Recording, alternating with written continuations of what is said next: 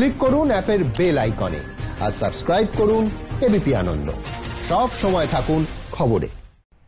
শুরুতেই জগদ্ধাত্রী পুজো দেখবো 3 জায়গা থেকে। আর জগদ্ধাত্রী পুজোর নবমী এবং কোন কোন জায়গায় আজই কিন্তু 3 প্রহরের পুজো হয়, হোম হচ্ছে, কোথাও কোথাও আবার কুমারী পুজোর আয়োজনও কিন্তু করা হয়েছে।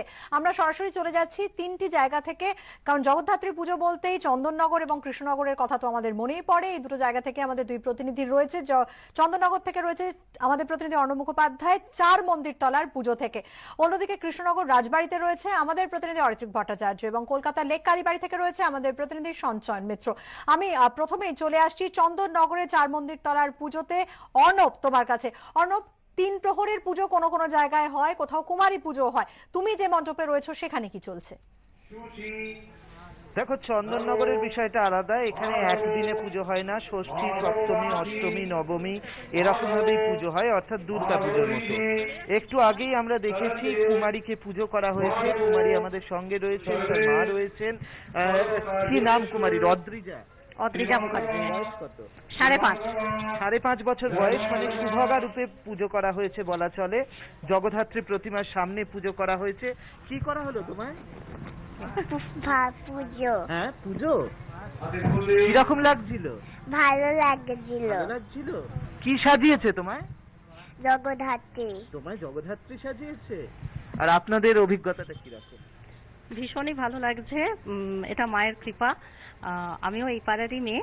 আমার মেয়ে আজকে কুমারী রূপে পুজো হচ্ছে, খুবই ভালো লাগছে, একটা আলাদা অনুভূতি। দেখতেই পাচ্ছ যে কুমারী রূপে পুজো করা হয়েছে এখানে, এবং সেই কুমারী পুজো একটু আগেই সম্পন্ন হয়েছে।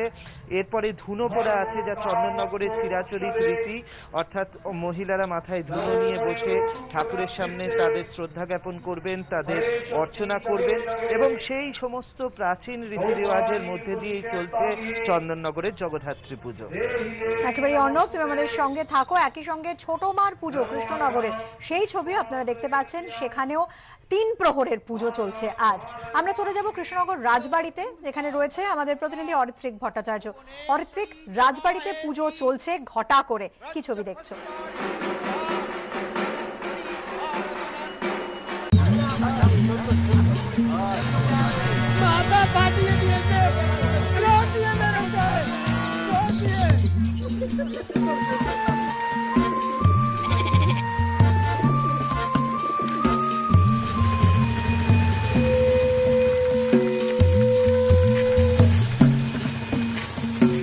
বলে দিলাম, আমরা কিন্তু ছেড়ে কথা বলবো না।